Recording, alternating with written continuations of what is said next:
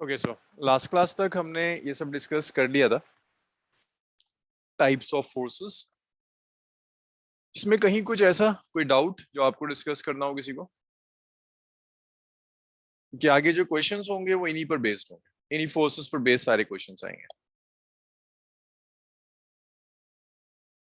कुछ ऐसा जो ना समझ में आया हो, आपको डिस्कस करना हो दोबारा? देविन, मिराज, नोहा, साची।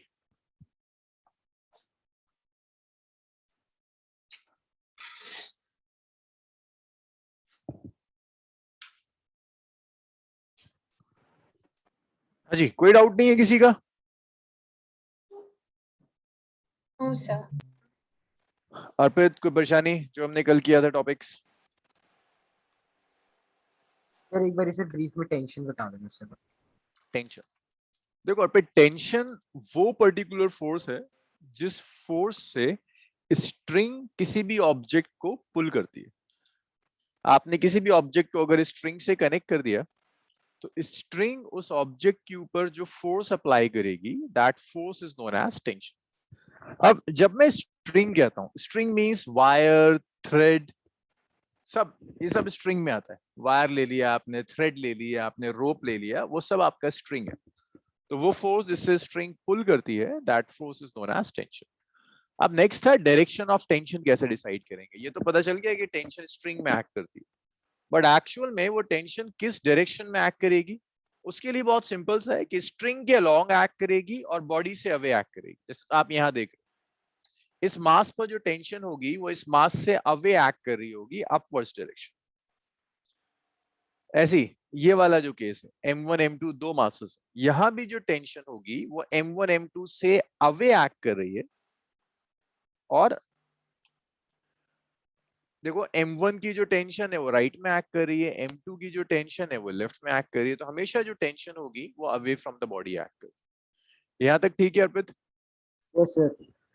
अच्छा, इसके बाद टेंशन में हमने डिस्कस किया था कि अगर आपको जो मैं स्ट्रिंग दे रहा हूं, if that string is massless, string का कोई मास नहीं है, तो स्ट्रिंग के हर पार्ट में, जैसे एक स्ट्रिंग है, यहाँ जो दो टेंशन आ रही है, टेंशन इक्वल हो जाएंगे अगर स्ट्रिंग मासलेस है।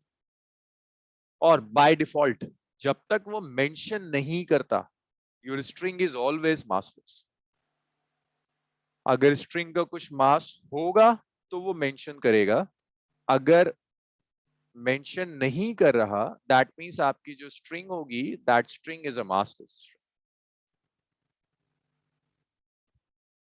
सो एक ये हमने डिस्कस किया था। फिर हमने डिस्कस किया था अगर आपकी स्ट्रिंग इनएक्सटेंसिबल, इनएक्सटेंसिबल मींस अगर आपकी स्ट्रिंग स्ट्रेच नहीं होती, कंप्रेस नहीं होती, तो स्ट्रिंग के हर पार्ट में जो टेंशन डेवलप होगी वो टेंशन सेम होगी। If your string is inextensible, stretch नहीं हो सकती, कंप्रेस नहीं हो सकती, तो स्ट्रिंग के हर पार्ट में जो भी टेंशन डेवलप होगी वो टेंशन भी सेम होगी और उससे जुड़े हुए सारे मासेस का एक्सेलरेशन भी सेम होगा। सर यस, सर अगर एक खराब कार को सर अगर हम एक वर्किंग कार से पुल कर रहे हैं तो सर उसके बीच में टेंशन कैसे रहेगा? टेंशन अगर आप जो स्ट्रिंग ले रहे हैं, आप कहते हो स्ट्रिंग मासलेस है, तो टेंशन सेम रहेगा। दोनों फोर्स, दोनों कार्स पर जो टेंशन एक्ट करेगी उन दोनों कार से अवे एक्ट कर रही होगी। जैसे लेट्स से ये एक वर्किंग कार है, ये खराब कार है, आप पुल कर रहे हो उसे, ओके सर। तो दोनों टेंशन। अगर स्ट्रिंग मासलेस है, आप कहते हो मासलेस स्ट्रिंग से पुल कर रहे हो, तो टेंशन सेम होगी। आप कहते हो मासिव स्ट्रिंग है, मास है स्ट्रिंग में, तो टेंशन अलग होगी। फिर एक चीज और है, स्ट्रिंग अगर इनएक्सटेंसिबल है, लाइक ना स्ट्रेच करती है ना कंप्रेस करती है, तो स्ट्रिंग से जितने भी मासेस कनेक्टेड होंगे सबका एक्सेलरेशन सेम होता है। मींस आपने एक मास M1 लिया, एक मास M2 लिया, इन सारे मासेस को आप पुल कर रहे हैं बाय फोर्स, तो इन सारे मासेस का एक्सेलरेशन सेम आएगा। A1 A2 सब सेम एक्सेलरेशन से जाएंगे। जैसे ऐसा है कि ट्रेन है, ट्रेन के जितने भी कंपार्टमेंट्स हैं सब सेम एक्सेलरेशन से मूव करते हैं, लेकिन उसके लिए कंडीशन है कि आपकी जो स्ट्रिंग है, that string should be inextensible. Inextensible होनी चाहिए, स्ट्रेच ना करे, कंप्रेस ना हो, तो सबका एक्सेलरेशन सेम हो। Sir yes, sir massless string का बेसिकली मतलब यही होगा कि उसका मास नेग्लिजिबल है। यस, उसका मास नेग्लिजिबल है okay sir. As compare to block, उसका मास नेग्लिजिबल है। बाय डिफॉल्ट अगर क्वेश्चन में मेंशन नहीं कर रहा ना, string is inextensible, string is massless, inextensible. अगर मासिव होगी या एक्सटेंसिबल होगी तो मेंशन करके देगा। चलिए इतना लिख लिया आप लोगों ने। सर अभी आपने आज कुछ नया तो नहीं कर? नहीं अभी नहीं किया। इसके बाद नेक्स्ट टॉपिक आता है फ्री बॉडी डायग्राम।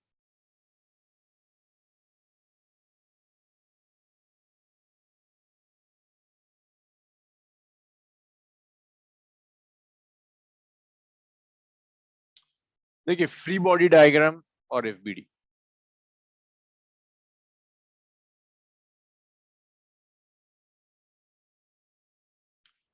एफबीडी में क्या होगा, अगर आप किसी भी बॉडी का एफबीडी बना रहे हैं तो एफबीडी बनाने के कुछ रूल्स होते हैं। पहले समझो एफबीडी का मतलब क्या। लेट्स से आपको एक सिस्टम दिया हुआ है, कॉम्प्लिकेटेड सिस्टम है, कई मासेस हैं, कई स्ट्रिंग्स कनेक्टेड हैं, कई पुली कनेक्टेड हैं।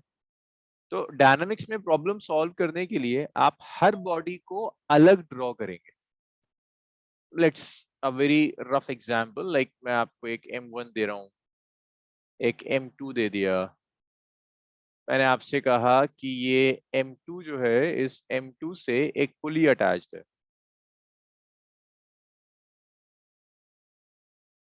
स्ट्रिंग कनेक्टेड है, फिर एक पुली अटैच किया हुआ है, पुली से एक मास और अटैच्ड है, और कई चीजें हो सकती हैं।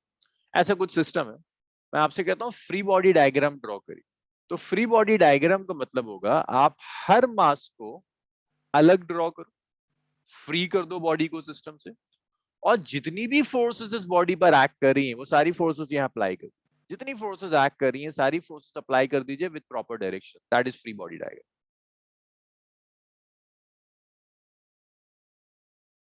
तो फ्री बॉडी डायग्राम में कुछ बनाने की कुछ स्टेप्स हैं। The steps are isolate body from the system. Sir आपने इससे पहले क्या कराया था? डिस्कनेक्ट हो गया था। कुछ नहीं कराया, बस ये मैंने शुरू किया अभी एफबीडी।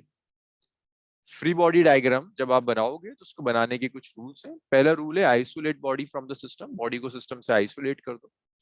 सेकेंड रूल है अप्लाई ऑल फोर्सेस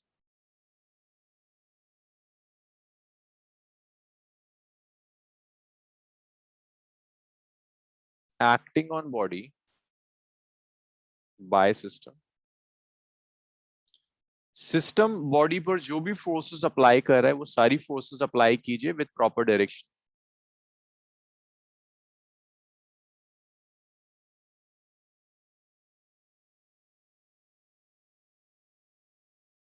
नेक्स्ट, अब जो भी फोर्सेस बॉडी अप्लाई करेगी, देखो होगा क्या, सिस्टम में अगर कुछ बॉडीज हैं तो ऐसा होगा कुछ फोर्सेस बॉडी के ऊपर एक्ट कर रही हैं, कुछ फोर्सेस वो होंगी जो बॉडी अप्लाई करेगी। So forces applied by the body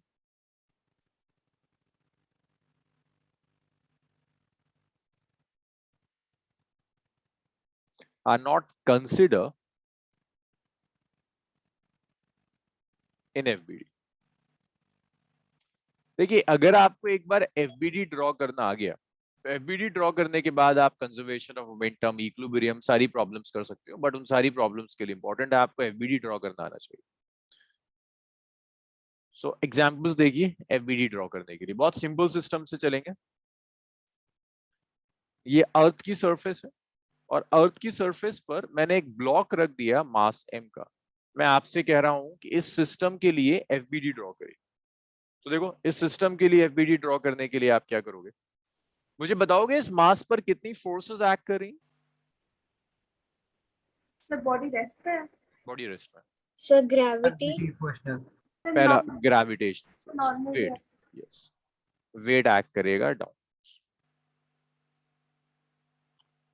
कौन अप्लाई कर रहा है ये wait? Gravity. Earth.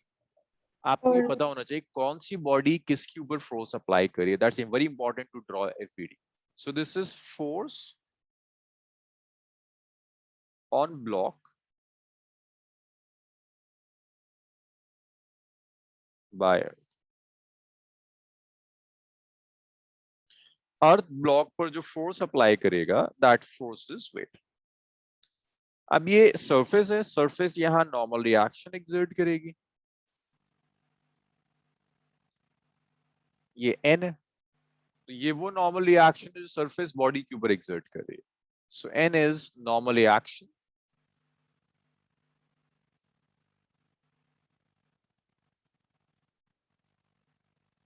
On body by surface. So देखो सिर्फ वो फोर्सेस जो ऑन बॉडी है ना वो कंसीडर कर दी। अच्छा एक बात बताओ, क्या बॉडी भी सरफेस पर नॉर्मल रिएक्शन एक्सर्ट करेगी? Yes sir. Yes sir. Surface contact में यहाँ भी नॉर्मल रिएक्शन होगा। बॉडी सरफेस के ऊपर जो नॉर्मल रिएक्शन एक्सर्ट कर रही है वो नॉर्मल रिएक्शन भी एन होगा, बस डायरेक्शन ही तो ऑपोजिट हो जाएगा। Yes. So what is this n? This n is normal reaction on surface by body.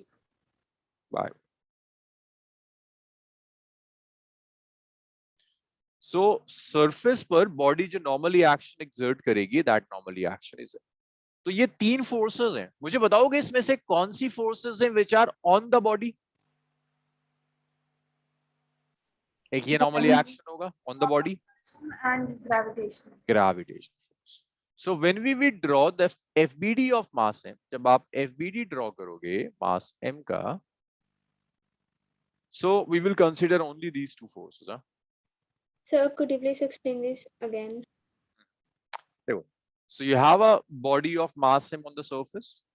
मैं आपसे कह रहा हूँ इसका एफबीडी ड्रॉ करिए। एफबीडी ड्रॉ करने का मतलब है सिस्टम से बॉडी को अलग कर दो, जितना भी सिस्टम में हो सकता है 5-10 बॉडीज हो, हर बॉडी को अलग ड्रॉ करो, जो फोर्सेस बॉडी पर एक्ट कर रही है उन्हें अप्लाई कर दो बॉडी के ऊपर, जो फोर्सेस बॉडी अप्लाई कर रही है उसे कंसीडर नहीं करते। ऐसे हम एफबीडी ड्रॉ करते हैं। एग्जाम्पल से समझो, जैसे ये सरफेस है अर्थ की और इसके ऊपर मैंने एक ब्लॉक रख दिया, मैं आपसे कहता हूँ ब्लॉक का एफबीडी बनाइए। तो ब्लॉक का एफबीडी बनाने के लिए आपको पता होनी चाहिए ब्लॉक पर क्या क्या फोर्सेस एक्ट कर रही हैं।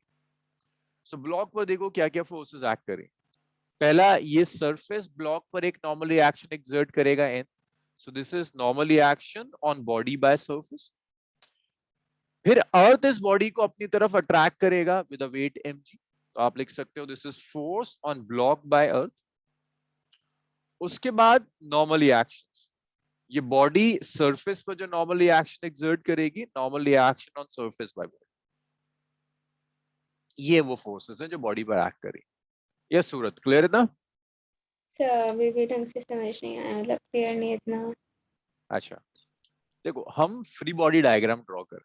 फ्री बॉडी डायग्राम में क्या होता है, आपके सिस्टम में ना कई बॉडीज होंगी, लेट्स से एक मास m1 है, एक और मास m2 है, एक पुली भी कनेक्टेड है, फिर एक मास m3 लगा हुआ है, कई मासेस हो, बहुत सारे, m4 भी हो सकता है। अब जो आप सिस्टम सॉल्व करोगे वो इतना कॉम्प्लिकेटेड सिस्टम होगा। मैं आपसे कहूंगा अच्छा हर मास का एफबीडी बना दो। तो एफबीडी बनाने का मतलब होगा आप इस मास को सिस्टम से अलग कर दो, जिस बॉडी का भी एफबीडी बना रहे हो, isolate that body from the system. उस बॉडी पर सिस्टम जो भी फोर्सेस अप्लाई कर रहा है वो सारी फोर्सेस बॉडी की ओर अप्लाई कर दीजिए विद प्रॉपर डायरेक्शन। कुछ फोर्सेस होंगी जो बॉडी सिस्टम पर अप्लाई करेगी, बॉडी के एफबीडी में वो फोर्सेस काउंट नहीं करते। ये रूल्स हैं एफबीडी बनाने के, ठीक है सूरत? ये रूल समझ में आया? Yes, sir. अब देखो, जैसे यहां मैंने आपको एक सिस्टम दिया, अर्थ की सरफेस पर एक ब्लॉक रख दिया मास m का, तो इस ब्लॉक पर क्या क्या फोर्सेस एक्ट कर रही हैं, पहले ये काउंट करते हैं क्या क्या फोर्सेस इन्वॉल्व हैं। एक ये ब्लॉक है तो अर्थ इसे पुल करेगा अपनी किसी फोर्स से, जिसे वेट कहते हैं, Yes, sir. तो this is force on block by earth, पहली फोर्स। फिर ये सरफेस इस ब्लॉक पर एक नॉर्मल रिएक्शन एक्सर्ट करेगी, कांटेक्ट है, नॉर्मल रिएक्शन का डायरेक्शन होता है towards the surface, so that's normal reaction on body by surface. Body means block.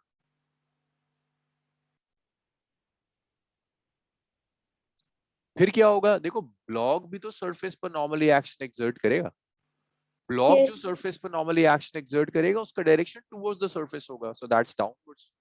इसे मैंने कहा normally action on surface by the body. Yes Surat, यहां तक हुआ?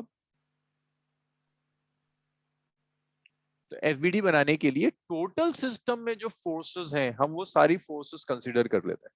यहां तक बताओ कोई डाउट? क्योंकि ये बिगड़ा ना तो इसके आगे का पूरा चैप्टर बिगड़ता चला जाएगा, क्योंकि सब कुछ एफबीडी पर डिपेंड करता है। सर ये जो ग्रीन वाला है सर, डाउनवर्ड डायरेक्शन में, सर हम्म। वो कंसिडर होगा?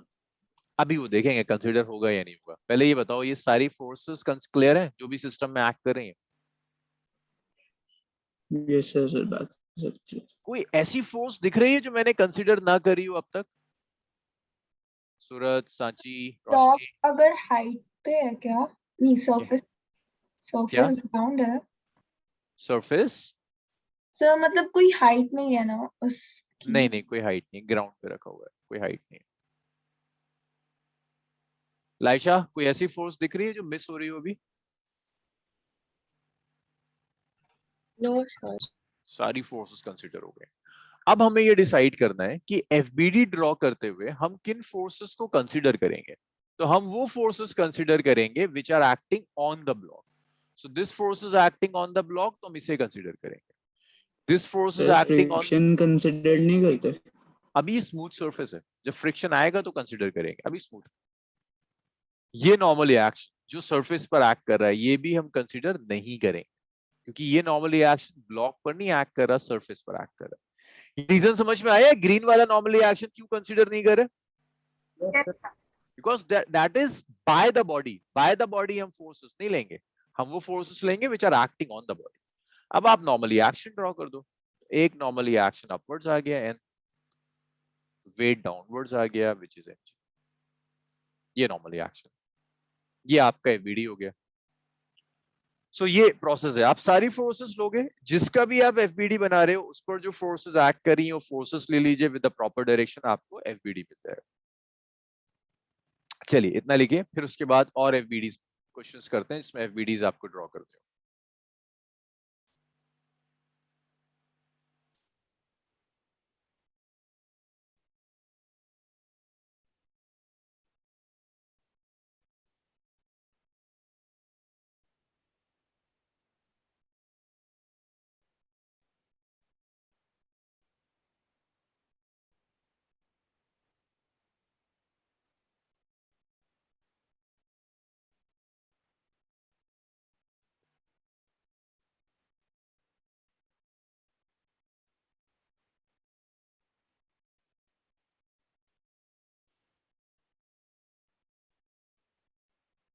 आप लोग लिख लो इतना तो मुझे बताओ प्लीज, फिर इसको हम सर प्लीज होल्ड ऑन।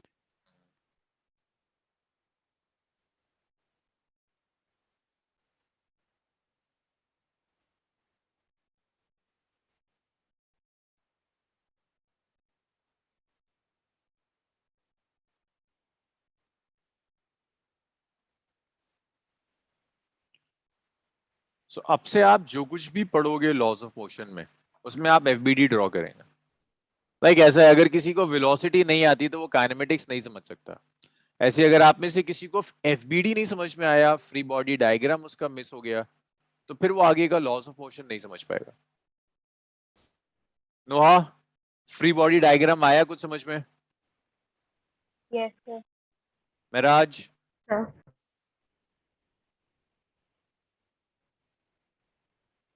हाँ जी महराज, एफबीडी आया समझ में कुछ? फ्री बॉडी डायग्राम क्या होता है? सर आप नीचे स्क्रॉल कर सकते हो।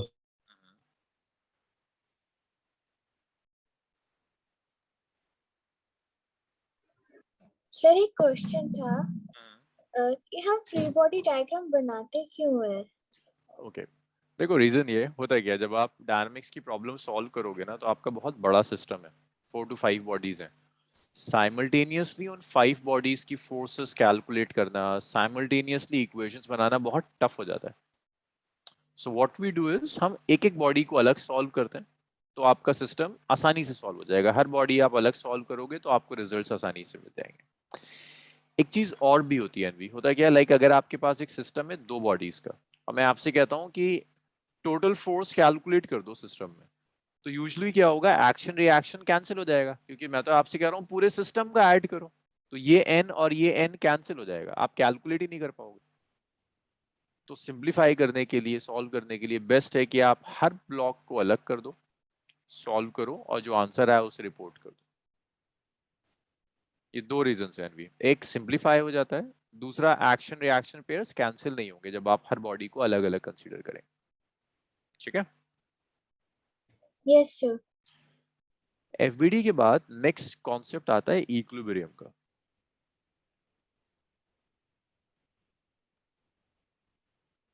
Excuse me sir.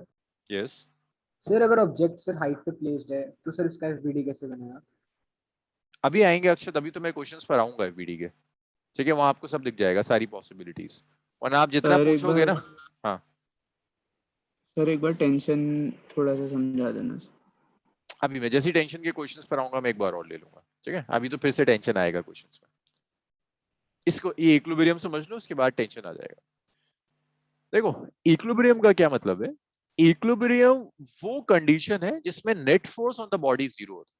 अगर मैं आपसे कहता हूं एक बॉडी इक्विलिब्रियम में, इसका मतलब सिर्फ इतना होगा कि net force on the body is zero.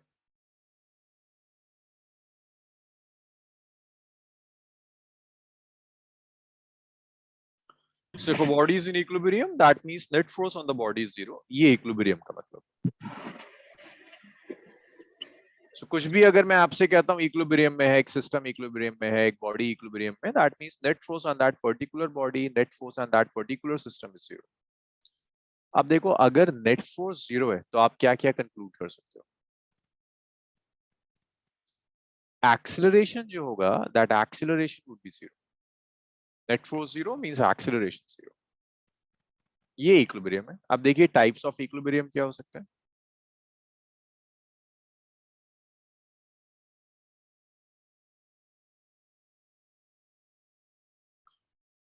Equilibrium के बहुत टाइप के क्लासिफिकेशंस होते हैं। एक क्लासिफिकेशन होता है जिसमें हम कहते हैं स्टैटिक इक्विलिब्रियम और डायनामिक इक्विलिब्रियम।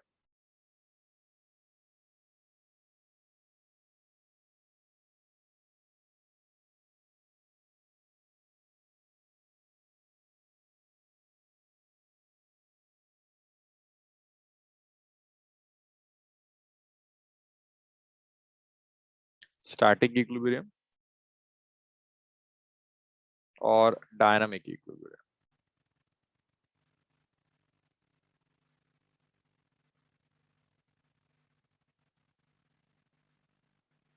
स्टैटिक इक्विलिब्रियम का मतलब है कि बॉडी रेस्ट में। इक्विलिब्रियम है दैट मींस नेट फोर्स तो जीरो होगी होगी, बॉडी रेस्ट में।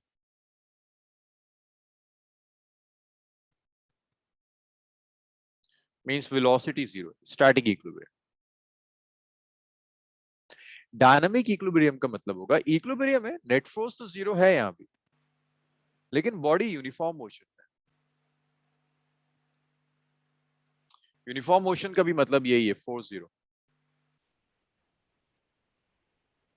Uniform motion means velocity is constant, zero नहीं है। स्टैटिक में वेलोसिटी जीरो थी, सिस्टम रेस्ट में था, अब वेलोसिटी जीरो नहीं है, कांस्टेंट। आप कह सकते हो कि एक्सेलरेशन तो यहां भी जीरो होगा और एक्सेलरेशन यहां भी जीरो होगा। तो ये दो तरह के इक्विलिब्रियम है आपके पास, एक स्टैटिक और एक डायनामिक, दो तरह के इक्विलिब्रियम्स होंगे। तो जिस डायरेक्शन में भी आपको नेट फोर्स जीरो मिल रही हो उस डायरेक्शन में आपका इक्विलिब्रियम हो जाएगा। फिर आप डिसाइड करोगे कि ओके रेस्ट में तो स्टैटिक, यूनिफॉर्म मोशन में मींस कांस्टेंट वेलोसिटी से मूव कर रहा है, then that is dynamic equilibrium. जैसे अगर मैं आपको कुछ एग्जांपल्स दूं, लाइक मेरे हाथ पे ये बॉटल रखी हुई है, टेबल के ऊपर बॉटल रखी होगी आपके कहीं, that is an example of static equilibrium और dynamic equilibrium. Static. Sir static. Static होगा, स्टैटिक। रेस्ट में स्टैटिक इक्विलिब्रियम। एक कार है, it's moving on a straight track with a velocity of 100 kilometre per hour. Car की velocity हमेशा 100 kilometre per hour होती है। What is the net force on the car? Zero. Sir zero. Zero. Car की velocity change नहीं हो रही है ना, मींस एक्सेलरेशन जीरो है, force is zero. What type of equilibrium is this? Dynamic. Sir dynamic. So that should be very clear. ऐसा ना हो कि आपसे मैं कहूं कि car is moving with a uniform velocity, आप कहो ये तो इक्विलिब्रियम ही नहीं है, कार मूव कर रही है। तो इक्विलिब्रियम का मतलब हमेशा ये नहीं होता है कि सिस्टम रेस्ट में है। Equilibrium means net force is zero. It can be static or it can be dynamic.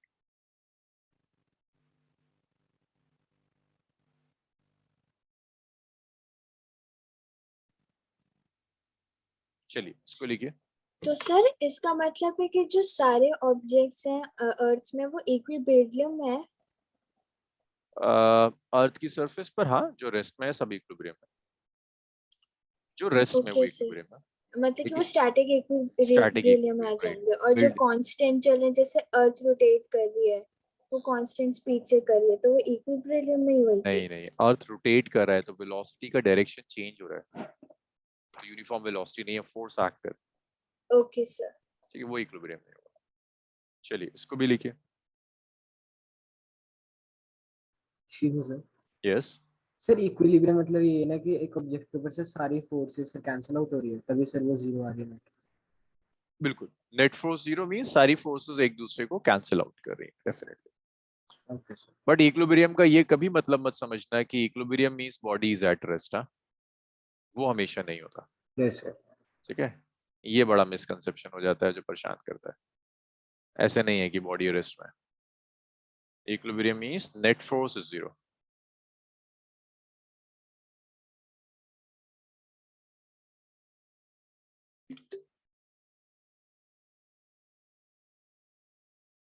सो एक सॉल्व एग्जांपल है एनसीईआरटी का इसी के ऊपर, इसको सॉल्व करेंगे आप। इतना लिख लो पहले। सर जो बॉडी रेस्ट पे होती है उस पे कोई ना कोई तो फोर्सेस एक्ट कर ही रहे होता है। हाँ, but net force is zero. जैसे अगर आपकी बॉडी एक बॉटल रखी हुई है टेबल के ऊपर, तो बॉटल पर वेट भी एक्ट कर रहा होगा जो अर्थ अप्लाई कर रहा है ना, टेबल का नॉर्मली एक्शन भी एक्ट कर रहा होगा, yes but they sir. Will cancel out each other, they will simply cancel out each other, net force would be zero. Okay.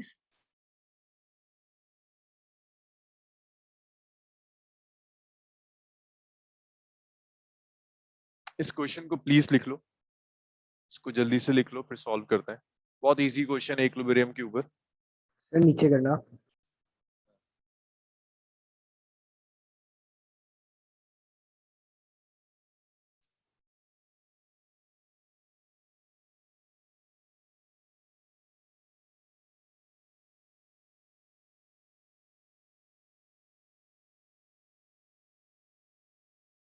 Sir please scroll.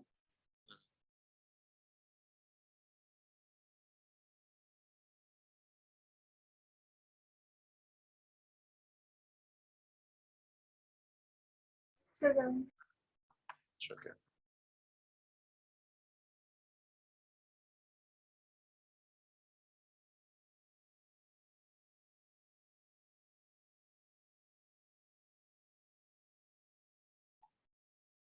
Question लिख लो प्लीज, फिर साथ में solve करते हैं।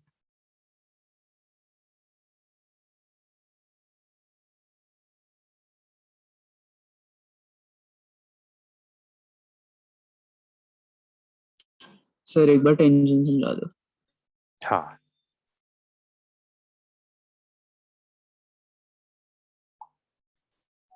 देखो, टेंशन वो फोर्स है पर्टिकुलरली जिस फोर्स से रोप या स्ट्रिंग किसी भी बॉडी को पुल करती है। जैसे आपने ये एक सपोर्ट है, इसे आपने एक ब्लॉक अटैच कर दिया और एक स्ट्रिंग कनेक्ट कर दी, तो ये स्ट्रिंग इस ब्लॉक को जिस फोर्स से पुल करेगी that force is known as tension. वो देखो ना, अगर ये स्ट्रिंग नहीं होती तो ब्लॉक तो वेट की वजह से नीचे गिर जाता। तो ये स्ट्रिंग ने एक फोर्स अप्लाई करी है ब्लॉक के ऊपर जिसे आप टेंशन कहते हो, जो वेट को बैलेंस कर रही है। ये समझ में आया उन्हीं, कब एक्ट करेगी टेंशन? सर तो फिर ये ब्लॉक की वजह से क्रिएट हो रही है। स्ट्रिंग की वजह से। जब भी स्ट्रिंग होगी तो टेंशन होगी, जहां भी आपके पास स्ट्रिंग है तो आपके पास टेंशन, ठीक है। Okay sir, yes. अब ये स्ट्रिंग, ये टेंशन का डायरेक्शन क्या होता है? जहां भी स्ट्रिंग मींस रोप है, थ्रेड है, वायर है, आपके पास टेंशन। टेंशन का डायरेक्शन क्या होता है? टेंशन का डायरेक्शन होता है away from the body, body से हमेशा अवे एक्ट करेगी। तो अगर ये बॉडी है तो टेंशन ऊपर एक्ट करेगी, अगर यहाँ बॉडी है तो अवे कहाँ जाएगा? राइट में। अगर ये बॉडी है तो अवे कहाँ जाएगा? लेफ्ट में। हमेशा away from the body act करती है। यहाँ तक हुआ उन्हीं? सर तो ये जो टेंशन है सर ये ब्लॉक के मास के इक्वल होती है। नहीं नहीं, मतलब ये कितनी होगी वो डिपेंड करेगा क्वेश्चन। अगर वेट के इक्वल हो जाए तो बैलेंस कर लेगी, वेट से ज्यादा होगी तो पुल कर लेगी, कम होगी तो स्ट्रिंग टूट जाएगी। कुछ भी हो सकती है। वैल्यू क्या yes होगी वो sir. तो हम आगे डिसाइड करें। अब अगर स्ट्रिंग आपको जो दी हुई है वो मासलेस है, मैं कहता हूँ मासलेस स्ट्रिंग है, कोई मास नहीं है स्ट्रिंग, तो दोनों पार्ट्स में टेंशन सेम होगी। बहुत ढंग से सुनना होगी, नेक्स्ट क्वेश्चन तुम ही हेल्प करोगे मेरी, उसमें टेंशन बहुत बार आएगा। अगर स्ट्रिंग मासलेस है तो हर पार्ट में टेंशन सेम आएगी, टेंशन चेंज नहीं। तो देखो यहाँ जैसे ये आपको क्वेश्चन दिया हुआ है, क्वेश्चन आप लोगों ने लिख लिया। So you have a mass of 6 kg. It's suspended by a rope of length 2 meter from a ceiling. तो ये एक 2 मीटर की लेंथ है, 1 मीटर यहाँ तक आया और 1 मीटर यहाँ तक आ गया। At the midpoint of the rope, what's the angle the rope makes with the vertical in equilibrium? ये एंगल थीटा चाहिए और यहाँ से आप इसको पुल कर रहे हो with a force of 50 Newton. ये वेट अटैच्ड है 6 kg वेट का। कुछ याद है केजी वेट? ये किसे याद होगा? लाइशा को याद होगा। लाइशा ये केजी वेट क्या है? कौन सी क्या दिया हुआ है? मास दिया है, फोर्स दिया है, क्या दिया हुआ है?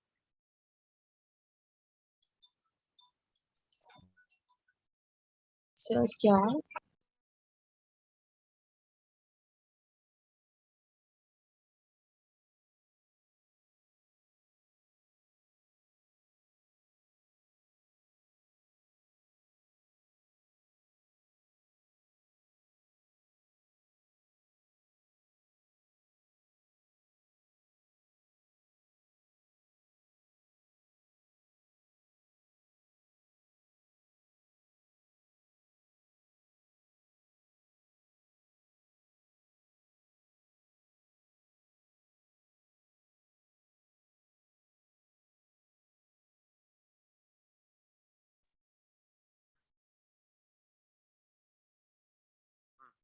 लाइशा मैं पूछ रहा हूँ, ये जो 6 केजी वेट दिया हुआ है ये क्या दिया हुआ सर है? Gravitational force. फोर्स दी हुई है ना। फोर्स की ये एसआई एब्सोल्यूट यूनिट तो नहीं है, फोर्स की एब्सोल्यूट यूनिट क्या होती है? न्यूटन। तुम में से किसी को याद है इस केजी वेट को न्यूटन में कैसे कन्वर्ट करते हैं? Sir 1 kg is 9.8 Newton. Very good. तो ये आपका वेट दिया हुआ है 6 केजी वेट। तो 6 केजी वेट को आपको न्यूटन में कन्वर्ट करना होगा। न्यूटन में कन्वर्ट करने के लिए इसे आप मल्टीप्लाई करोगे 9.8 से या 10 से मल्टीप्लाई करोगे। इसको मैं दोबारा ही ड्रॉ करूँ।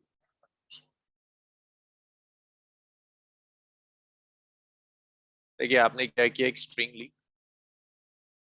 यहाँ तक स्ट्रिंग है, स्ट्रिंग को राइट में आप पुल कर रहे हैं विद सम फोर्स। इस फोर्स से आपने पुल किया, ये फोर्स है 50 न्यूटन की फोर्स। इस पॉइंट से आपने एक ब्लॉक और अटैच कर दिया, ये 6 केजी वेट दिया हुआ है, इसका वेट दिया है 6 केजी वेट। तो आपको याद हो 6 केजी वेट को हम यूज नहीं कर सकते, फोर्स गिवन है, वेट गिवन है, बट इसे न्यूटन में कन्वर्ट करना होगा। और उसने आपसे ये एंगल पूछा हुआ है, ये एंगल, ये क्वेश्चन। अब मुझे बताना शुरू करो, ये जो मास है 6 केजी वेट, इस पर क्या क्या फोर्सेस एक्ट कर रही होंगी इस मास के ऊपर? एक तो डाउनवर्ड्स वेट एक्ट कर रहा है, ये स्ट्रिंग्स है, एक ये स्ट्रिंग है, ये जो बना रखी है ना, एक ये स्ट्रिंग है और एक ये स्ट्रिंग है। ये मुझे कौन बताएगा? दिव्यांशु बताओगे जरा मुझे कौन कौन सी फोर्सेस काम कर रही हैं? सर एक तो ग्रेविटी लग रही है, वो तो मैंने शो कर दिया। और sir normal reaction. Normally action, normally action Yashika बताएगी। यशिका नॉर्मली एक्शन कब एक्ट करता है? सर नॉर्मल रिएक्शन तब एक्ट करता है जब बॉडी किसी और बॉडी के कांटेक्ट हाँ, जब दो सॉलिड सरफेसेस कांटेक्ट में होती हैं। यहाँ तो सॉलिड सरफेस है ही नहीं दिव्यांशु, तो नॉर्मली एक्शन नहीं आएगा। चलो अब मुझे ये कौन बताएगा? अर्पित बताएगा। अर्पित और कौन सी फोर्स हो सकती है? Sir tension. टेंशन होगी, किस डायरेक्शन में होगी Arpit? Sir upwards. Upwards, away from the body. तो ये एक पहली टेंशन एक्ट कर रही है, इसे मैं T1 कह देता हूँ। अच्छा ऊपर देख लो जो नाम दिया है वही नाम ले लेते हैं, T2 कह रहा है, T2 ले लेते हैं। अच्छा जी, और बताइए, अब ये जो O पॉइंट है, इस O पॉइंट पर एक फोर्स तो राइट में जा रही है, O पॉइंट पर टेंशन किस डायरेक्शन में होगी? ये कौन बताएगा? देविन बता देगा। देविन ओ पॉइंट पर, और ओ पॉइंट पर भी तो टेंशन एक्ट कर रही होगी, किस डायरेक्शन में? सर T2 के अपोजिट। T2 के ऑपोजिट, क्योंकि ओ पर जो टेंशन होगी वो अवे फ्रॉम ओ होगी T2। ये भी तो स्ट्रिंग है। सो अर्पित यहां भी कोई टेंशन एक्ट कर रही होगी।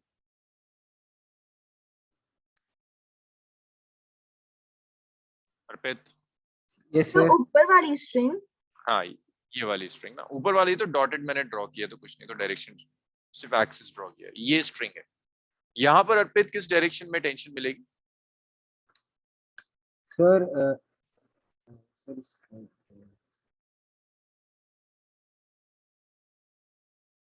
Away from the body, right? Sir उधर तो कोई मास ही नहीं है सर। तो ये रहा ना ओ पॉइंट, ये जो पॉइंट भी है इस पर भी तो टेंशन एक्ट करेगी, तो इस पॉइंट से दूर चली जाएगी, ये आ गई टेंशन। ठीक, ओके सर। अच्छा तो लेकिन ये तो दूसरी डायरेक्शन में जानी चाहिए। अवे तो जाना चाहिए, तो ये रहा पॉइंट ओ, इससे अवे यही तो होगा, अवे फ्रॉम द बॉडी ना, तो यही तो है away from the body. Sir आप ये- कौन सी स्ट्रिंग की बात कर रहे हो पूछ रहे हैं? ये रही जो मैंने ग्रीन से मार्क की हुई है, ये वाली स्ट्रिंग। Okay sir. ये पॉइंट है, तो पॉइंट से दूर यही तो होगा, अगर मैं ऐसे लूंगा तब तो टुवर्ड्स द पॉइंट हो जाएगा ना, अवे फ्रॉम। Okay sir. अच्छा भाई, इसके बाद अगर ये एंगल थीटा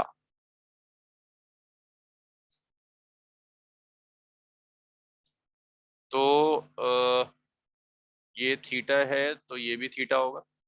अक्षत क्यों थीटा होगा ये थीटा तो ये भी थीटा, क्या रीजन है?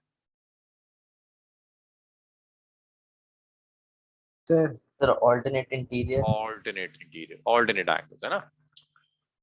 अब देखो, ये एक फोर्स x के लॉन्ग एक्ट कर रही है, ये फोर्स y के लॉन्ग एक्ट कर रही है, T1 बीच में एक्ट कर रहा है, ना x के लॉन्ग एक्ट कर रहा है ना y के लॉन्ग एक्ट कर रहा है। तो आप क्या कर सकते हो, T1 के कंपोनेंट्स ले सकते हो। एक कंपोनेंट T1 का ऊपर चला जाएगा, क्या होगा ये कंपोनेंट अगर आप सॉल्व करोगे? E cos theta. Sine theta. T1 cos theta. Sir ये cos थीटा क्यों हुआ? जिसके साथ एंगल गिवन होता है वो कॉसिट होता है। ये फोर्स है, अगर यहाँ एक फोर्स है और इसके साथ एंगल थीटा दिया है, तो ऐसी तो होगा, जहाँ एंगल गिवन है वहां कॉस थीटा, परपेंडिकुलर में साइन थीटा। हाँ जी, ऐसे होता है ना। Okay sir. T1 cos theta, और ये क्या आ गया, T1 sin थीटा।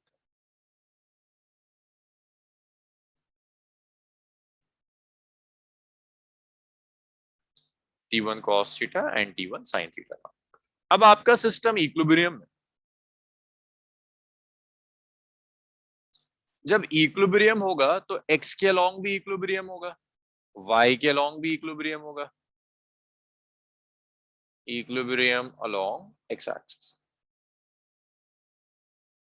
बताओ मुझे, x के अलोंग अगर इक्विलिब्रियम है, x के अलोंग कितनी फोर्सेस दिख रही हैं? नम्रा, x के अलोंग कितनी फोर्सेस है? 1। एक ही फोर्स है। अच्छा रोशनी, तुम देखना तुम्हें एक्स एक्सिस के अलोंग कितनी फोर्सेस दिख रही हैं? अच्छा अब 2 दिख गई। देखो शायद और रोशनी को ज्यादा दिखे। रोशनी, एक्स एक्सिस के अलोंग कितनी फोर्सेस है?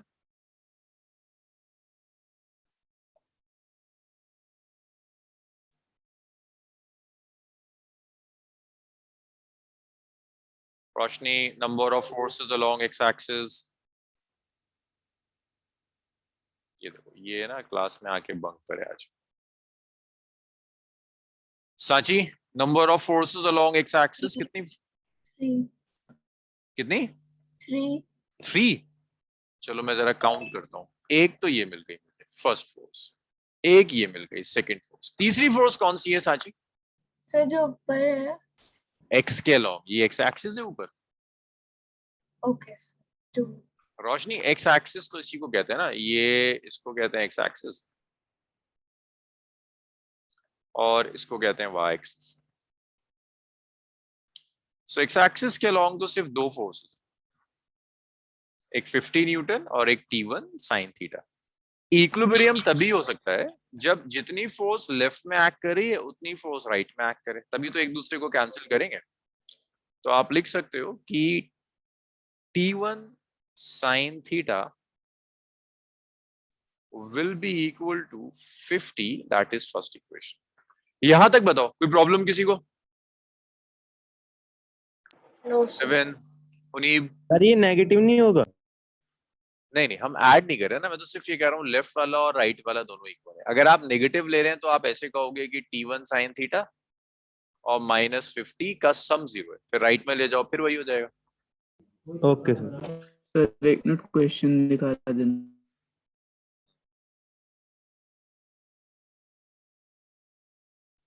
क्वेश्चन अभी लिखेंगे आप? नहीं सर, कुछ चेक करना। ओके, सो ये T1 sin थीटा और 50 Newton equal.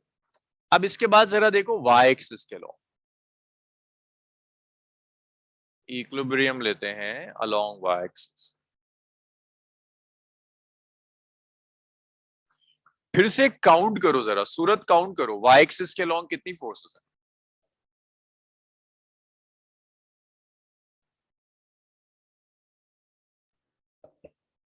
Surat, count the number of forces along y axis.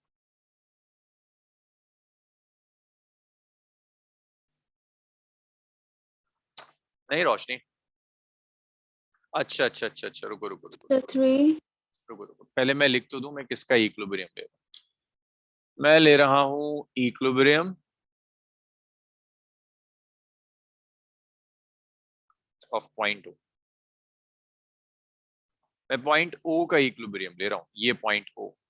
Point O पे काउंट करना है कितनी फोर्सेस एक्ट कर रही हैं, पॉइंट O पर जो एक्ट कर रही है। करो जरा काउंट, कितनी फोर्सेस है पॉइंट O पर? 4 है। चलो काउंट करते हैं सारे। एक ये फोर्स एक्ट कर रही है T1 cos थीटा, एक ये फोर्स एक्ट कर रही है T2। ये वाला जो T2 है किस पर एक्ट कर रहा है, पॉइंट O पर या मास M पर? सर मास m पर। तो मैं तो कह रहा हूँ इक्विलिब्रियम पॉइंट O का चाहिए, तो ये तो नहीं लेंगे। ये जो वेट है ये किस पर एक्ट कर रहा है, पॉइंट O पर या मास M पर? मास m पर। मास M पर। तो पॉइंट O जब लोगे तो ना तो ये T2 आएगा ना ये वेट आएगा, सिर्फ T1 cos थीटा आएगा और T2 आएगा। इसीलिए FBD इंपॉर्टेंट हो जाता है। जैसे अगर मैं आपको FBD ड्रॉ करके दिखाता ना शुरू में, मैंने सोचा इजी क्वेश्चन है, FBD स्किप कर देते हैं। FBD ऑफ पॉइंट O अगर मैं आपको ड्रॉ करके दिखाऊं, ये इंपॉर्टेंस है FBD का। ये मैंने पॉइंट O लिया, अब आपको दिखेगा अच्छा पॉइंट O में एक फोर्स एक्ट कर रही है T1 यहाँ एक्ट कर रही है, पॉइंट O के ऊपर एक फोर्स F यहाँ एक्ट कर रही है 50 न्यूटन, और पॉइंट O पर एक फोर्स यहाँ एक्ट कर रही है विच इज T2।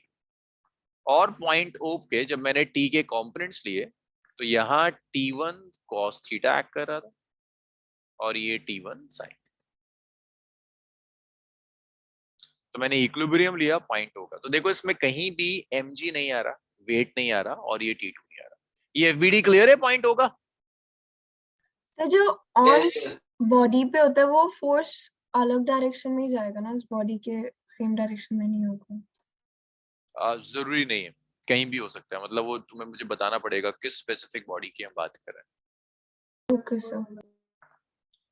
ये क्लियर है सबका कि ये जो पॉइंट O है इसके ऊपर सिर्फ T1 sin थीटा 50 और ये T2 एक्ट करेगा, ये mg ये 6 kg और ये T2 एक्ट नहीं करेगा। तो ये FBD हमने ड्रॉ कर लिया। तो कितनी फोर्सेस हैं जो इस O पर एक्ट कर रही हैं y एक्सिस के अलोंग? अब बताओ जरा, मुझे चैट रूम में सबके आंसर्स देखें। फॉर द नेक्स्ट 10 मिनट्स मुझे हर क्वेश्चन का आंसर चैट रूम में चाहिए, कोई बोलेगा नहीं। सर दोबारा रिपीट कर दीजिए question. Net number of forces eight point O along y axis, कितनी फोर्सेस है? सर किस पे भेजना है?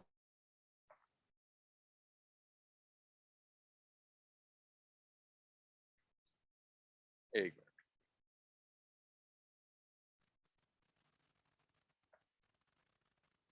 फैकल्टी को भेज।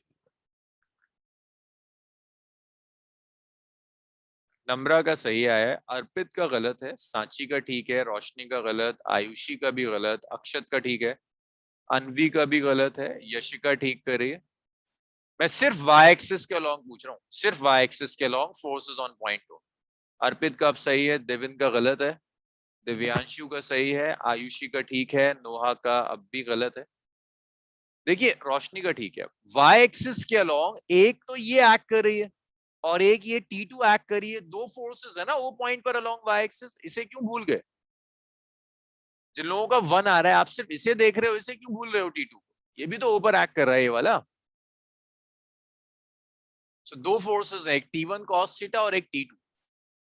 अब अगर इक्विलिब्रियम है तो बताओ क्या रिलेशन होगा T1 cos थीटा और T2 में? मैं कह रहा हूँ वाई के लॉन्ग इक्विलिब्रियम में रिलेशन क्या होना चाहिए T1 cos तो थीटा और दोनों इक्वल होंगे। दोनों equal is equal to T2। That is equation. ये तो FBD था O का। अब मुझे बताना है FBD ऑफ मास।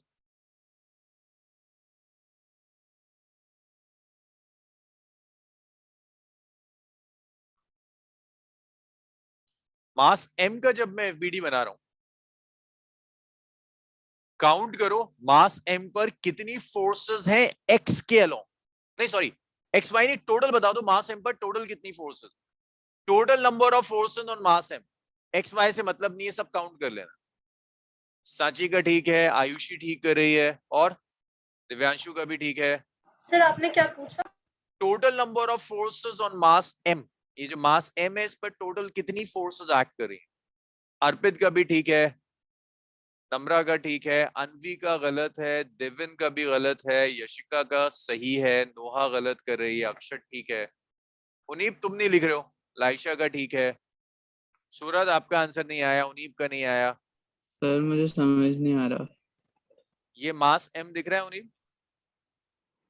ये रहा मास M। जरा काउंट यस करो सर। इसमें कितनी फोर्सेस काम कर रही हैं इसके ऊपर मास M पर। गिनो। ये दिख रही है एक फोर्स वेट, यस सर। और एक ये दिख रहा है टेंशन जो ऊपर एक्ट कर रहा है। Yes sir. कितनी फोर्सेस हो गई टोटल? सर ये यस सर, सर दो हो गए सर, ये समझ आ गया सर, मेरे को ये समझ नहीं आया सर कि ये ओ पॉइंट सर इक्विलिब्रियम कैसे है। अच्छा, ओ पॉइंट इक्विलिब्रियम कैसे? क्योंकि उसने क्वेश्चन में दिया हुआ है सस्पेंडेड बाय रोप ना। सस्पेंडेड मींस रेस्ट में, कुछ मूव नहीं कर रहा, और ये भी कह रहा है विद इट्स बॉडी। क्वेश्चन में कहा हुआ उसने कि सब कुछ इक्विलिब्रियम में, कुछ मूव नहीं कर रहा। ये क्वेश्चन में गिवन है। सर तो हम कोई और सा पॉइंट भी कंसिडर कर सकते हैं ना। हाँ, अगर आप कोई और इसके अलावा आप कोई और पॉइंट भी चूज करना चाहो आप वहां चूज कर लो, और ढूंढते हैं शायद हमें कोई और पॉइंट मिल जाए अगर क्वेश्चन में, तो उसको भी लेके सॉल्व करेंगे। पहले इस O और M से सॉल्व करते हैं, फिर ढूंढते हैं कोई और फोर्स और कोई पॉइंट मिल रहा है या नहीं मिल रहा। ठीक है, ओके सर। अब नंबर ऑफ फोर्सेस का तो आंसर बता दो मुझे, कितनी फोर्सेस हैं M पर? सर दो। तो एक फोर्स है जो वेट है, डाउनवर्ड्स एक्ट कर रही है, एक फोर्स है टेंशन जो अपवर्ड्स एक्ट कर रही है। अच्छा लाइशा, इक्विलिब्रियम में क्या T2 और W में रिलेशन बता सकती हो? क्या रिलेशन होगा T2 और W में अगर ये इक्विलिब्रियम में? Sign opposite. साइन ऑपोजिट होगा, और कोई रिलेशन नहीं है। इक्विलिब्रियम का क्या मतलब होता है Laisha?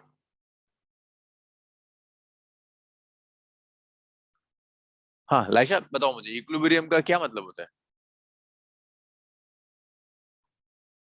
Net force is zero. हाँ, एक फोर्स ऊपर एक्ट कर रही है, एक फोर्स नीचे एक्ट कर रही है, ये एक दूसरे को कैंसिल सिर्फ तब कर सकता है जब दोनों इक्वल हो। जब T2 और W दोनों इक्वल होंगी तभी एक दूसरे को कैंसिल कर सकते हैं। तो इक्विलिब्रियम मींस ये दोनों ऊपर नीचे वाली फोर्स बराबर हो। अब W कितना गिवन है? 6 kg वेट। केजी वेट को न्यूटन में कन्वर्ट करने के लिए आप 9.8 से मल्टीप्लाई करते हैं, तो ये ऑलमोस्ट 60 न्यूटन के आसपास आ जाएगा। मैंने राउंड ऑफ कर 60 कर दिया। तो अगर W 60 है तो T2 भी आ गया, that is 60 Newton. That is equation number 3। सो तीन इक्वेशंस हैं आपके पास। T1 sin 30 is 50, equation number 2 T1 cos 30 is T2, और equation number 3 T2 is 60 Newton. आपको चाहिए क्या था, आपको थीटा कैलकुलेट करना है। एक काम कीजिए, 3 को आप 2 में सब्स्टिट्यूट इतना लिख लीजिए, इक्वेशन सॉल्व करने में तो कुछ नहीं है, इतना लिखना शुरू कीजिए और मुझे डाउट्स बताते जाइए। लाइशा, जहां जहां जिस जिस स्टेप पे डाउट्स हैं प्लीज बताओ, वरना अगले वाले में फिर प्रॉब्लम आएगी। सर हमें लास्ट में कैलकुलेट क्या करना है? T1 कैलकुलेट करना है और थीटा कैलकुलेट।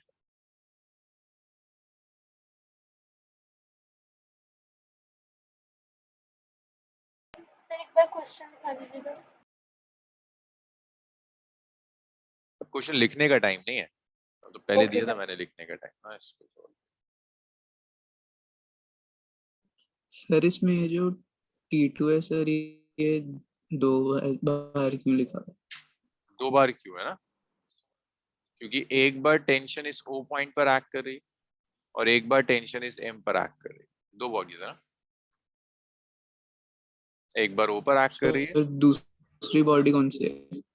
एक तो ये M है, ये दिख रहा है मुझे, और एक ये O है। ये 2 यस बॉडी, सर, ये एक O पॉइंट है, एक ये बॉडी है और एक ये M, ये 2 पॉइंट्स।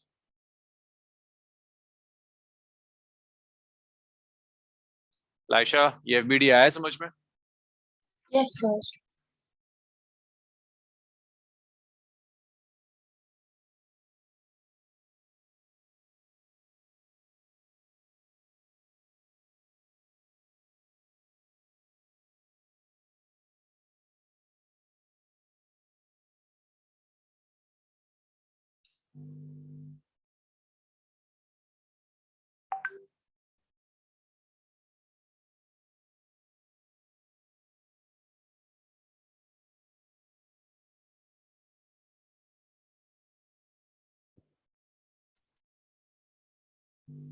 फिर T2 को भी हम 60 न्यूटन ही लिखेंगे ना?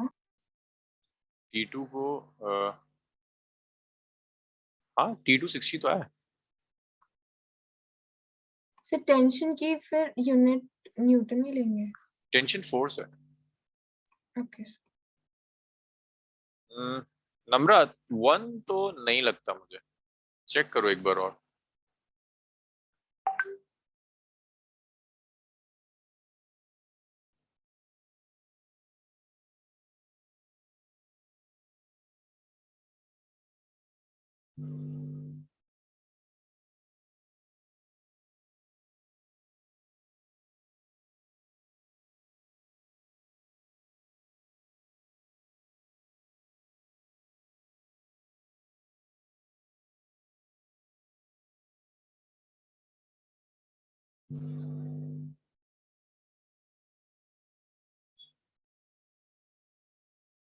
ओके, अर्पित का है कुछ आंसर। स्क्रॉल करूं इसे फर्दर, इतना लिख लिया तो? Yes, sir.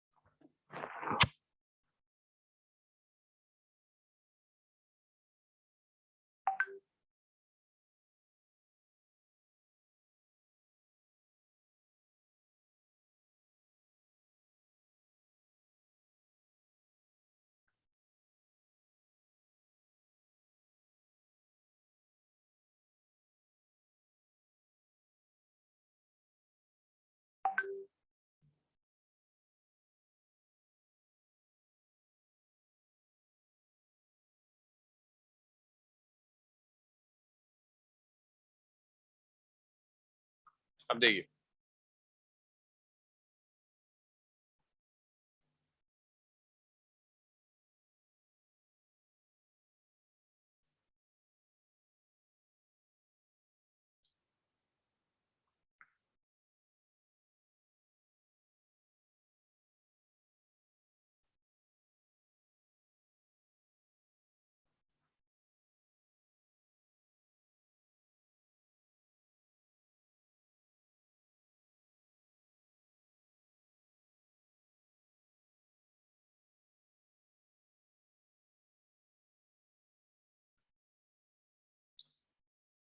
अब देखो एक काम करो, थर्ड को सेकंड में रख देते हैं तो T1 cos थीटा आ जाएगा।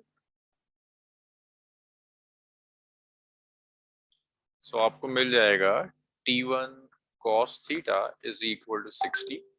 That's equation number 4। अब आप एक काम करो, अभी देखते हैं फर्स्ट और फोर्थ, इसे कैंसिल कर दो।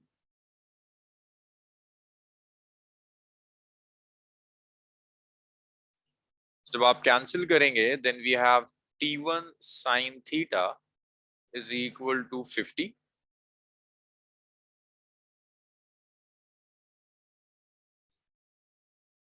T1 cos theta is equal to 60।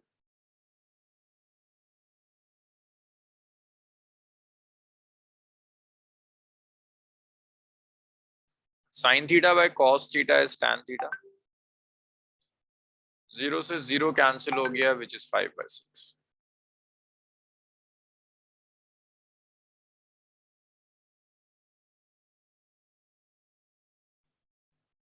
Theta is tan inverse 5/6।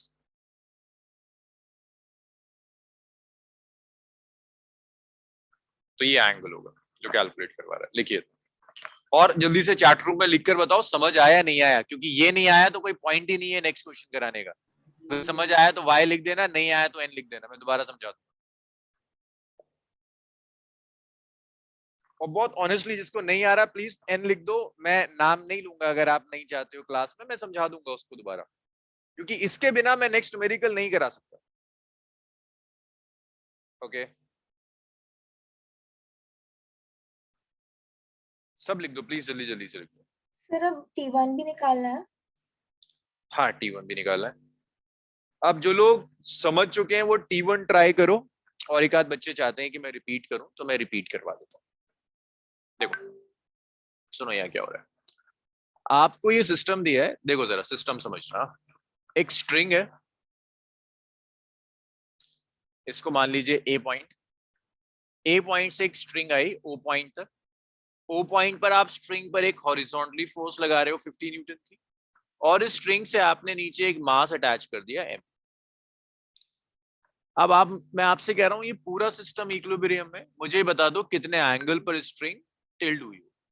उसके लिए आप क्या करोगे, आपको हर पॉइंट पर फोर्सेस चाहिए। पहले आप ये मास m लेते हो, आप कहते हो देखते हैं इस पर क्या क्या फोर्सेस एक्ट कर रही है।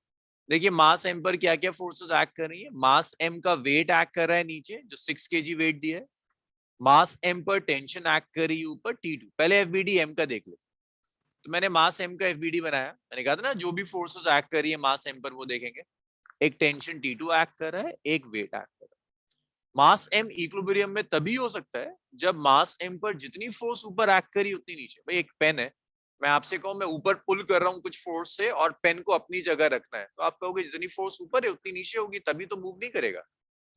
सो अपवर्ड्स और डाउनवर्ड्स फोर्सेस इक्वल। आप लिख सकते हो वेट हो जाएगा T2 which is 6 kg weight. Value को 6 kg वेट को न्यूटन में कन्वर्ट करने के लिए 9.8 से मल्टीप्लाई कर देते हैं, दिस 60 न्यूटन। ये बताओ m आया समझ में? जल्दी से वही y एंड n। नहीं आया तो मैं फिर से कराऊंगा। ये क्वेश्चन आ गया ना अगर समझ में, तो फिर आगे क्या करने में आपको ज्यादा परेशानी नहीं आएगी। और जिन बच्चों का n था,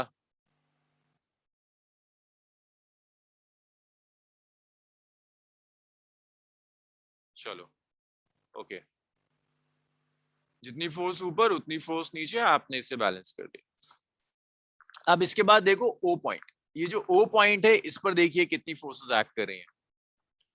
ओ पॉइंट पर देखो क्या क्या हो रहा है। ओ पॉइंट पर एक टेंशन एक्ट कर रही है T1, एक हॉरिजॉन्टली फोर्स एक्ट कर रही है 50 न्यूटन की, और एक स्ट्रिंग कनेक्टेड है ना, एक टेंशन डाउनवर्ड्स एक्ट कर रही है विच इज T2। ये तीन फोर्सेस, एक T1 एक T2 और एक ये फोर्स F। तो मैंने O पॉइंट का FBD बनाया, एक फोर्स T1 ली, डाउनवर्ड्स एक फोर्स T2 ली, और राइटवर्ड्स एक फोर्स ली मैंने 15। अब आपको इस T1 को ना कंपोनेंट्स में रिजॉल्व करना होगा।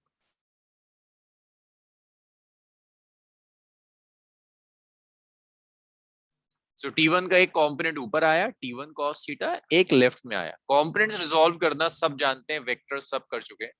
जिस डायरेक्शन के साथ एंगल देता है वहां कंपोनेंट कॉस होता है, परपेंडिकुलर डायरेक्शन में कंपोनेंट साइन होता है। सो जब आप इक्विलिब्रियम एक्स एक्सिस के लॉन्ग लोगे, जितनी फोर्स पॉजिटिव एक्स एक्सिस के लॉन्ग एक्ट कर रही है उतनी ही नेगेटिव एक्स एक्सिस के लॉन्ग एक्ट कर रही है। तो आप लिख सकते हो T1 sin थीटा 50 के इक्वल होगा।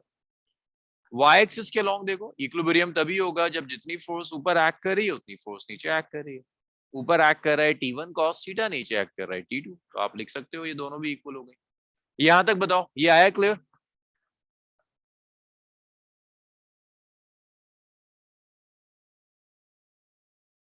ओके अब आप सिर्फ इतना करो, अब आपके पास तीन इक्वेशंस हैं, एक T1 sin theta is equal to 50, एक T1 cos theta equal to T2 और एक ये T2 is equal to 60। Third से T2 की वैल्यू मैंने उठाकर यहां रख दिया, तो ये आ गया ना T1 cos थीटा इज 60, तो ये T1 cos थीटा इज 60 आ गया।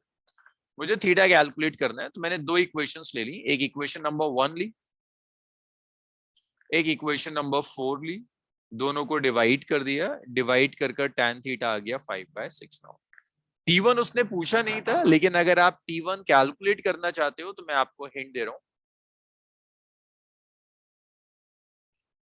T1 के लिए स्क्वायर करो और ऐड करो equation number 1 and equation number 4। 1 और 4 को स्क्वायर कर ऐड कर दो, T1 आ जाएगा। ये आप घर पे करें। अब इसे प्लीज जल्दी से नोट कर लो। नोट कर लिया यहां तक सबने? मैं स्क्रॉल करता चला जाऊंगा, भाई नहीं करा हो तो मुझे बताना। स्क्रॉल लिख लिया? Yes sir.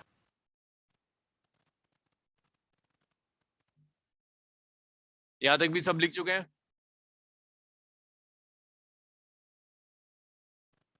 ओके ये सब लिख चुके हैं इतना?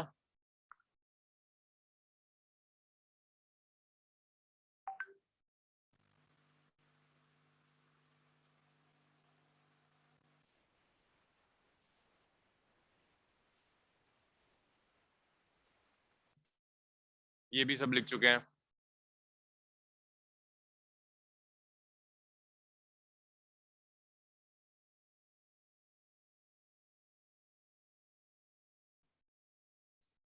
चलिए इसी पर एग्जैक्टली बेस्ड एक क्वेश्चन और करो।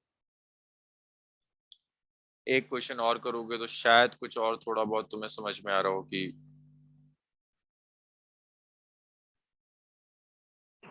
सर जो इक्विलिब्रियम होता है सर वो एक पॉइंट होता है फिर कोई इक्विलिब्रियम कंडीशन है। इक्विलिब्रियम वो कंडीशन है जिसका मतलब होता है नेट फोर्स इज जीरो। अब ये कंडीशन एक पॉइंट पर भी हो सकती है, ये कंडीशन एक बॉडी पर भी हो सकती है, ये किसी के ऊपर भी एक्ट कर सकती है। अगर मैं कह रहा हूं पॉइंट इक्विलिब्रियम में, that means net force on the point is zero. मैं कह रहा हूं बॉडी इक्विलिब्रियम में, that means net force on the body is zero. कहीं भी कुछ भी हो सकता है। ठीक उनीब? Yes calculate T1 and T2 if system is in equilibrium। देखो बिल्कुल उसी तरह का क्वेश्चन है जैसे मैंने लास्ट किया था, इसको करो प्लीज। और जहां ना समझ में आया मुझे दोबारा बता देना।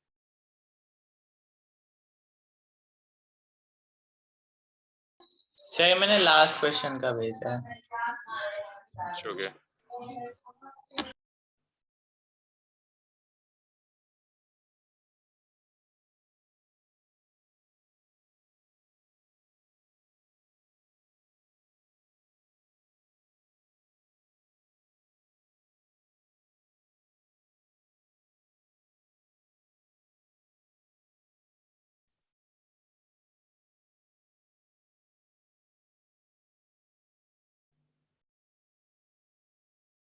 दिव्यांशु क्या कह रहे थे आप? सर वो इससे पहले वाला क्वेश्चन था ना, उसका मैंने T1 कैलकुलेट करके भेजा था, वो मैं बता रहा था। अच्छा ठीक, इसको करिए जरा सा जल्दी से इसे सॉल्व करिए, मुझे बताइए। लाइशा, लास्ट वाला आया था बच्चे समझ में? Yes sir. नोहा, इसे ट्राई करो, जैसे लास्ट वाला था बिल्कुल वैसा ही है, बहुत माइनर सा चेंजेस। वही 4 kg है, इस पॉइंट को कुछ नाम दे दो, इसे कह दो कि ये P पॉइंट है या O पॉइंट कह दो इसे।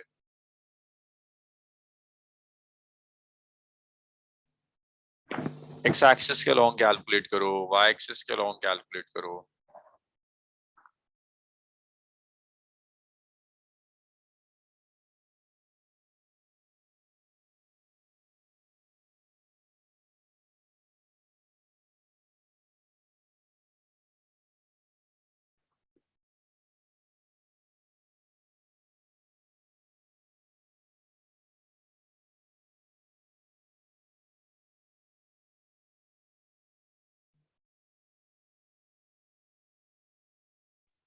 सर इसमें भी इक्विलिब्रियम ऑफ पॉइंट ओ लेंगे। जी sir equilibrium of point O लेंगे जैसे हाँ, पहले। Equilibrium of point O and equilibrium of this 4 kg mass, दोनों में।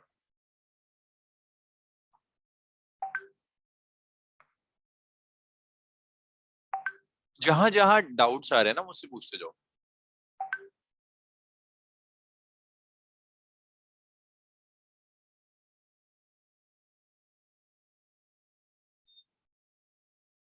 Excuse me sir.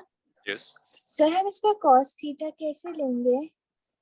देखो थीटा आप ऐसे ले लो,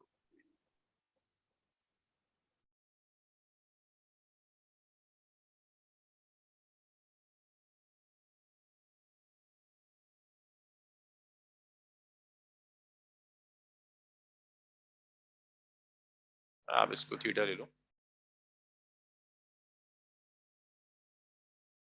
ये 60 तो ये भी 60 होगा, ठीक। तो ये T1, तो यहाँ कॉम्पोनेंट हो जाएगा T1 cos 60, और ऊपर कौन सा जाएगा? Sir sin 60। sin 60। चलो करीब। और कहीं कुछ हेल्प चाहिए मुझे बताते चले। ओके गुड, रोशनी का कुछ आंसर है, गिव मी 1 सेकेंड रोशनी। हाँ, ऑलमोस्ट ऑलमोस्ट ठीक है रोशनी, सही आ रहा है, वेरी गुड। T2 कैलकुलेट कीजिए।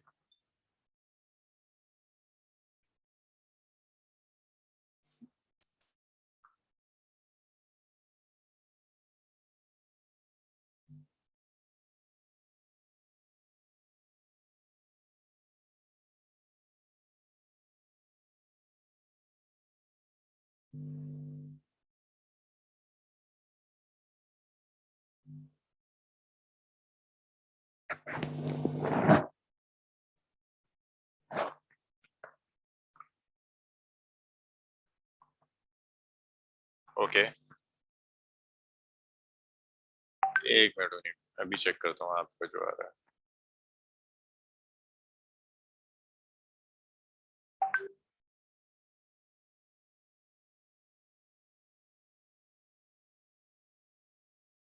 ठीक है, नहीं ऑलमोस्ट सही है।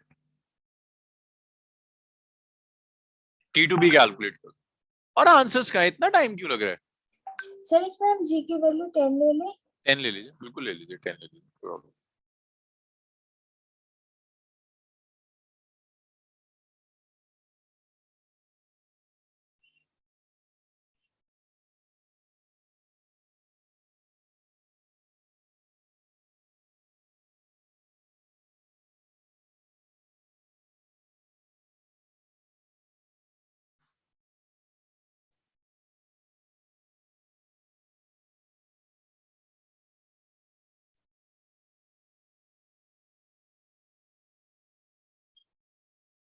अरे वाह,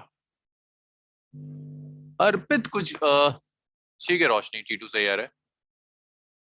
आप पे T2 में कुछ गड़बड़ लग रही है। नम्रा, T2 में कुछ गड़बड़ है। अक्षर T1 सही आ रहा है।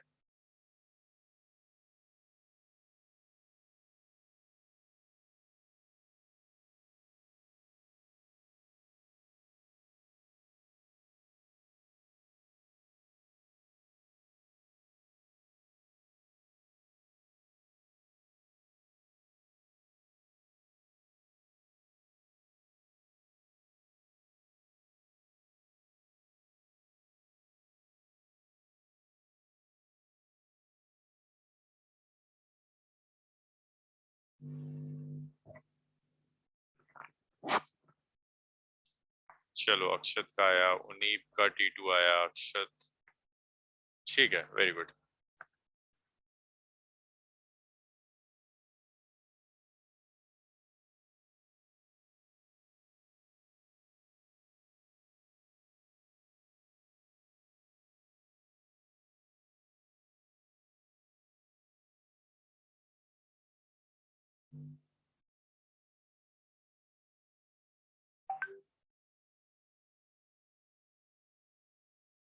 चलिए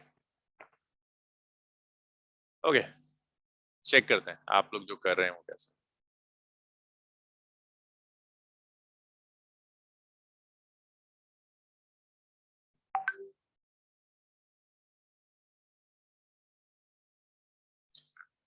अब जब आप सॉल्व करोगे ना, एक्स एक्सिस के अलॉन्ग देखो, तो एक्स एक्सिस के अलॉन्ग दो फोर्सेस हैं, एक T2 है, एक T1 cos 60 है। एक T2, एक है T1 cos 60, दैट्स फर्स्ट। अच्छा नहीं, पहले तो हम एफबीडी बनाएंगे ना, पहले मास m का एफबीडी बना लेते हैं, थोड़ा सा आसान होता है।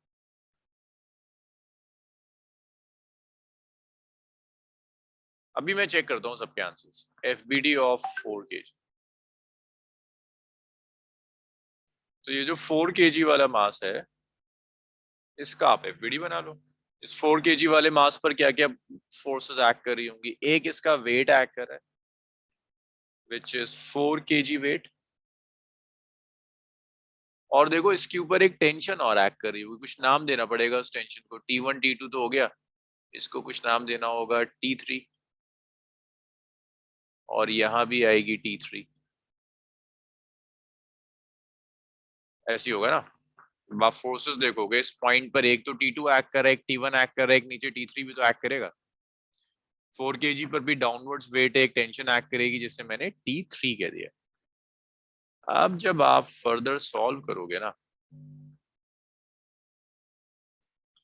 यहां पर आप एक फोर्स ले लीजिए विच इज T3 ना, तो आप लिख सकते हो कि जो T3 होगा, that T3 is 4 kg wait. तो आप लिख सकते हैं T3 होगा, इट्स 4 into 10, 40, 4 into 9.8 होगा, मैं इसको रफली 40 ले लेता हूँ। अब मैं जैसे जैसे आगे बढ़ूंगा मैं कम स्टेप्स लिखूंगा, सो मैं इक्विलिब्रियम ले रहा हूं।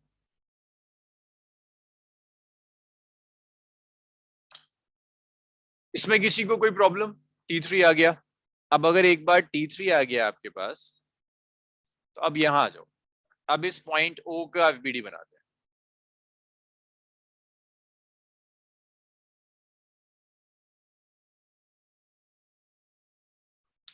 तो ये जो पॉइंट O है, जब आप इस पॉइंट O का एफबीडी बनाओगे, रोशनी पॉइंट O पर कितनी फोर्सेस एक्ट कर रही हैं? Number of forces acting on point O, यहाँ देख लो जरा सा,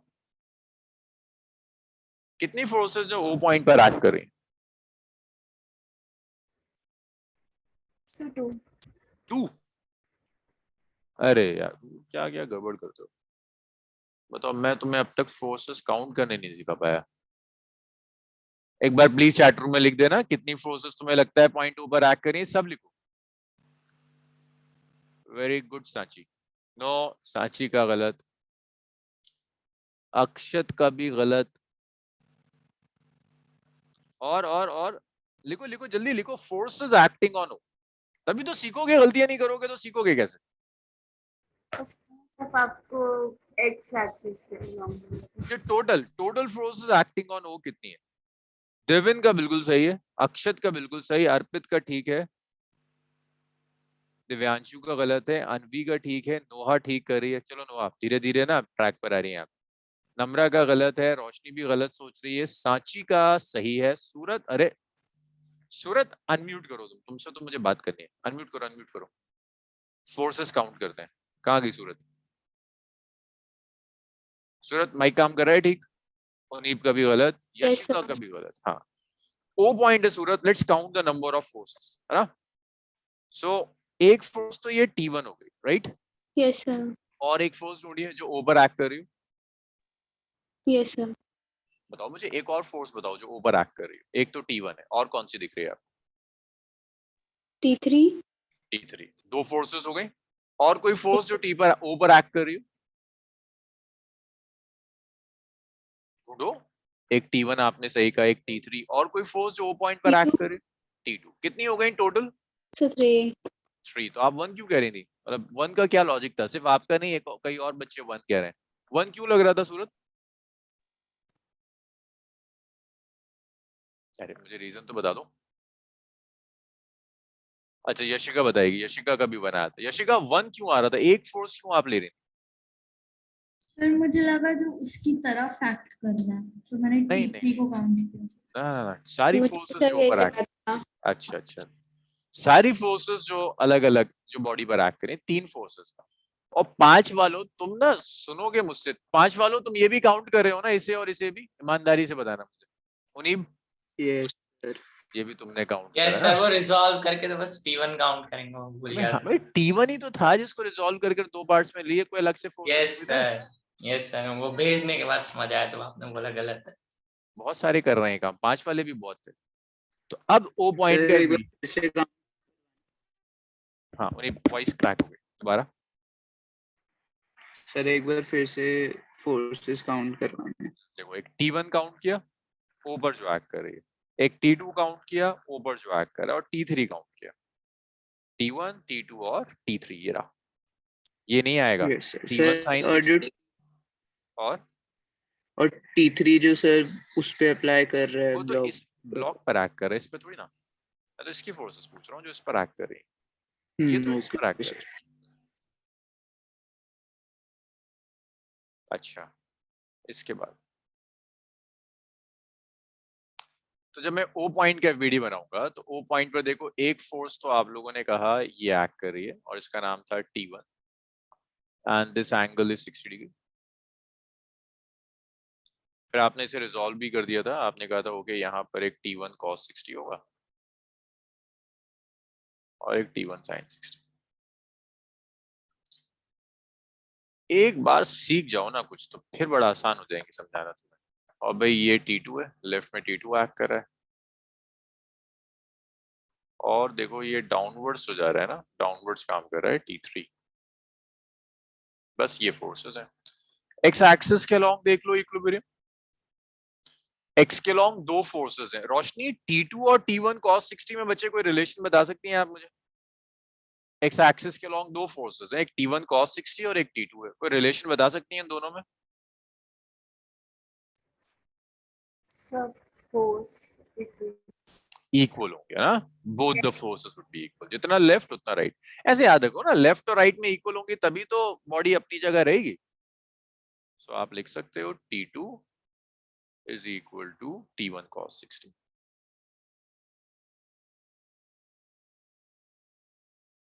cos 60 की वैल्यू कितनी होती है? हाफ होता है ना। तो ये T1/2 हो गया। इससे मैंने कह दिया ये T3 तो आ चुका है ना, फर्स्ट इक्वेशन है। ये मैंने कैलकुलेट कर दिया, मेरी सेकंड इक्वेशन। वाई एक्सिस के अलॉन्ग बताओ लाइशा, कितनी फोर्सेस हैं पॉइंट ऊपर वाई एक्सिस के अलॉन्ग? देखो यहाँ सर 2। कौन कौन सी? 2 फोर्सेस कौन सी? एक T1 sin 60 और एक T3।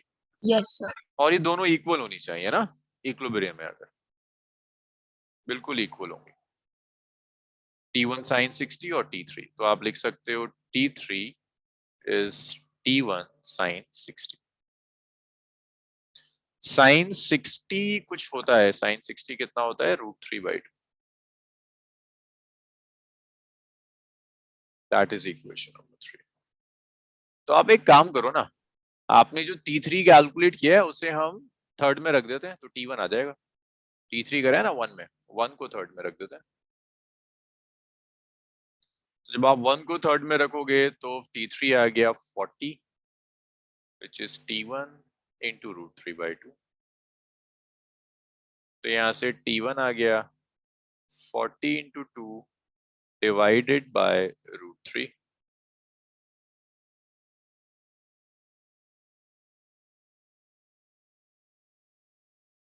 T1 आ गया, it's 80 divided by √3 Newton, that's T.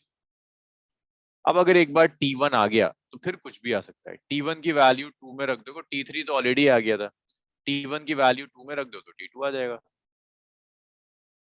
इसका कुछ नाम दे दो, फोर्थ क्या दो इसे, फोर्थ को 2 में रख दो।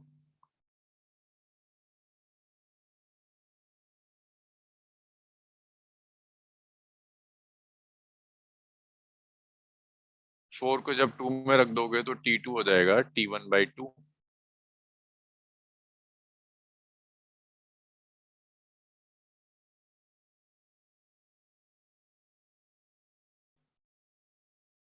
चलिए लिखिए, इसे भी लिख लीजिए।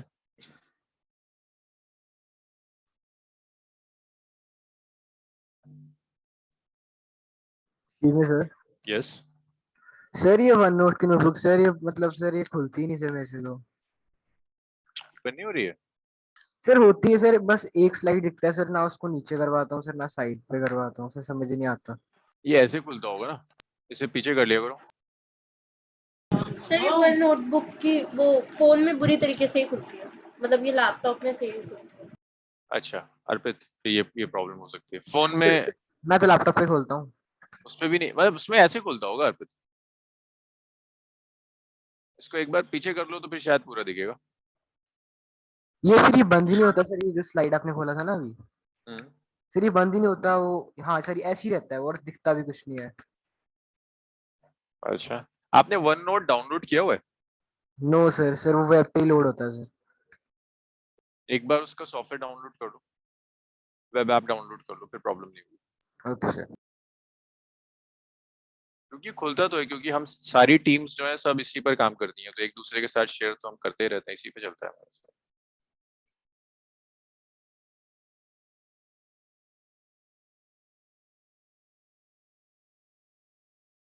अब इसका कोई एंड्रॉइड ऐप भी होगा शायद, नहीं? सर एंड्रॉइड ऐप में फिर वो कहता है अकाउंट बनाओ, फिर वो कहता है कोई और ऐप डाउनलोड करो। ओके,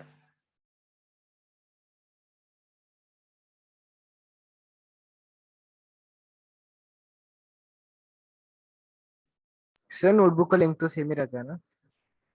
हाँ लिख से मेरे। तो फिर भी शेयर कर ही लेता हूँ, अभी भी शेयर चैट रूम में डाल देता हूँ मैं हर क्लास के बाद।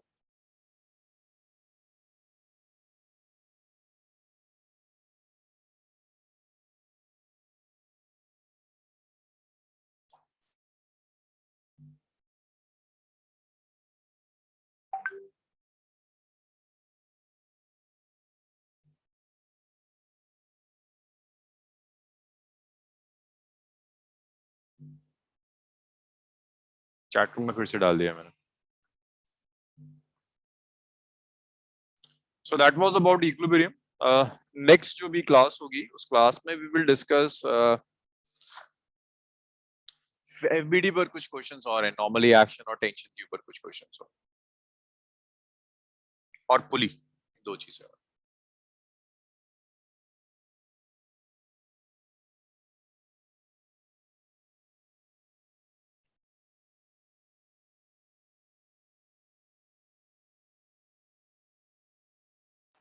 कितना लिखा आपने, स्क्रॉल करूं?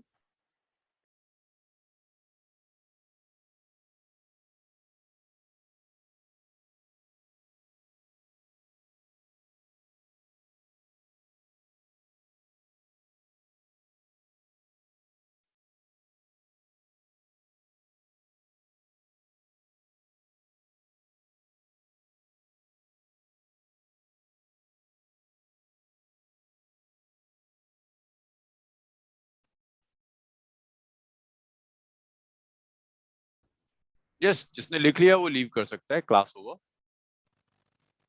Thank you sir. Thank you sir. Yeah. Thank you sir.